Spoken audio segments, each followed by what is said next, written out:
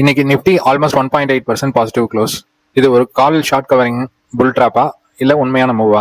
Details பார்த்துடலாங்க. இங்கே கொடுக்கக்கூடிய தகவல் எல்லாமே எஜுகேஷனல் பர்பஸ்க்கு தாங்க. டிஸ்க்ளைமர் ரீட் பண்ணிக்கோங்க. வணக்கம் எம்ப்ரஸ். நிஃப்டியோட டே சார்ட் எடுத்து வச்சுருக்கோம். இதில் பார்த்தீங்கன்னா ஒரு டோஜி அந்த மாதிரி கேண்டில் ஃபார்ம் ஆயிருக்கு. ப்ரைஸ் மேலே போகும்போது அந்த இடத்துல இருந்து செல்லிங்கும் வந்திருக்கு, கீழே வந்திருந்த போது அங்கே பையர்ஸ் இருக்காங்க. இது வந்து ஒரு டோஜி கேண்டில் அப்படின்னு சொல்லுவோம். வால்யூம் பார்த்தீங்கன்னா ஒரு சொல்லக்கூடிய அளவுக்கு நல்ல வால்யூம் தான் இன்னைக்கு. அப்படிங்கும்போது இது பையிங்காக இருக்கலாம், இல்லை டிஸ்ட்ரிபியூஷனாக இருக்கலாம். இது வந்து நாளைக்கு நாளானிக்கு நடக்கிற மூவ் பொறுத்து நம்மளுக்கு தெரியுங்க. இப்போ 5 மினிட்ஸில் இன்னைக்கு என்ன நடந்தது, நாளைக்கு என்ன நடக்கலாம் அப்படிங்கிறத பற்றி பார்க்கலாம்.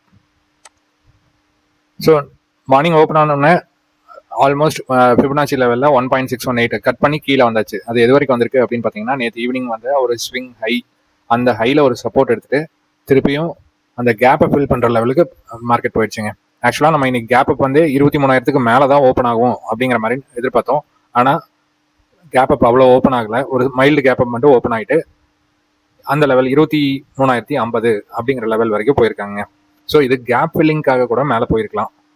இதுக்கு மேலே சஸ்டெயின் ஆகும்போது தான் 23,050 அப்படிங்கிற லெவலுக்கு மேலே சஸ்டெயின் ஆகும்போது அடுத்த பிளாக் 22,378 அந்த ஏரியா வரைக்கும் போகிறதுக்கு ட்ரை பண்ணுவாங்க.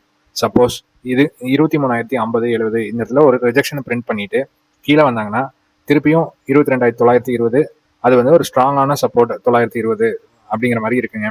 அதாவது வந்து இன்னத்தோட ஹையும் சரி, அந்த 920 பாயிண்ட் அப்படிங்கிறது பார்த்தீங்கன்னா ஒரு அந்த கேப்போட பாட்டம், ப்ரீவியஸாக நம்ம பேசியிருந்த கேப்போட பாட்டம். ஸோ இதை கட் பண்ணும்போது திருப்பியும் இன்னத்தலோ ஆல்மோஸ்ட் 22,650 அது வரைக்கும் வர சான்சஸ் இருக்கு. இதுதான் நாளைக்கு உண்டான லெவல்ஸுங்க. சப்போஸ் 23,070க்கு மேலே சஸ்டெயின் ஆகும்போது இந்த பிளாக் வரைக்கும் லெவல்ஸ் போகலாங்க. சப்போஸ் இந்த இடத்துல ரிஜெக்ஷன் பிரிண்ட் பண்ணும்போது இந்த கீழே வரைக்கும் வரலாங்க. ஸோ இதுதான் நாளைக்கு உண்டான லெவல்ஸுங்க.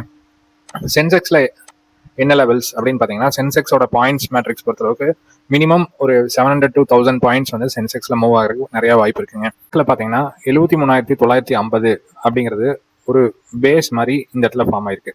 இந்த பேஸ் பிரேக் ஆகாத வரைக்கும் ஒரு அப் ட்ரெண்ட் பார்த்தீங்கன்னா 74,500 அதை கட் பண்ணும்போது 75,000 வரைக்கும் போறதுக்கு வாய்ப்பு இருக்குங்க.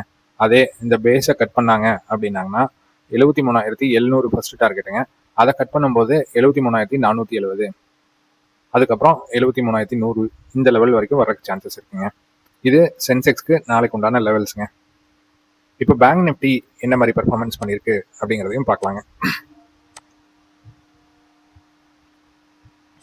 பேங்க் நிஃப்டி பார்த்தீங்கன்னா நேற்று வந்து அந்த ஒரு பெரிய கேப் அப்படிங்கிறது நம்ம சொல்லியிருந்தோம். அதுக்குள்ளே ட்ரேட் ஆகி க்ளோஸ் ஆயிருந்தாங்க. இன்னைக்கு ஓப்பன் ஆகி கேப் அப் தான் ஆனாங்க. திருப்பியும் நேற்று ஹை அப்படிங்கிற ஏரியாவில் ஒரு 11 o'clock ஒரு சப்போர்ட் எடுத்தாச்சு. சப்போர்ட் எடுத்துட்டு அதுக்கப்புறம் பார்த்தீங்கன்னா நம்ம 52,599 அப்படிங்கிறது ஒரு கிரிட்டிக்கல் பாயிண்ட் அப்படிங்கிற மாதிரி சொல்லியிருந்தோம். எக்ஸாக்டாக அந்த ஏரியாவில் வந்து கன்சாலிடேட் ஆகி க்ளோஸ் ஆயிருக்குங்க. நாளைக்கு 52,599 அப்படிங்கிறத கட் பண்ணல அப்படிங்கும்போது 53,300 ஃபர்ஸ்ட் டார்கெட்டுங்க.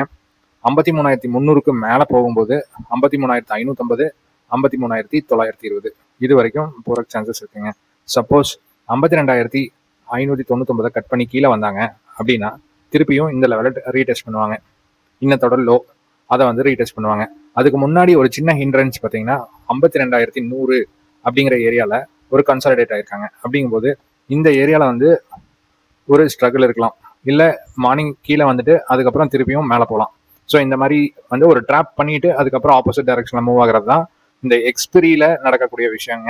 இன்றைக்கும் அதுதான் நடந்தது. கீழே போகிற மாதிரி போயிட்டு அதுக்கப்புறம் பார்த்தீங்கன்னா அந்த கேப்பை க்ளோஸ் பண்ணுற அளவுக்கு மேலே வந்திருக்காங்க.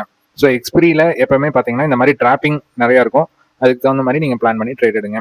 ஸோ இந்த லெவல்ஸ் உங்களுக்கு நாளைக்கு ட்ரேட் பண்ணுறதுக்கு யூஸ் ஆகுங்க. தேங்க்யூ.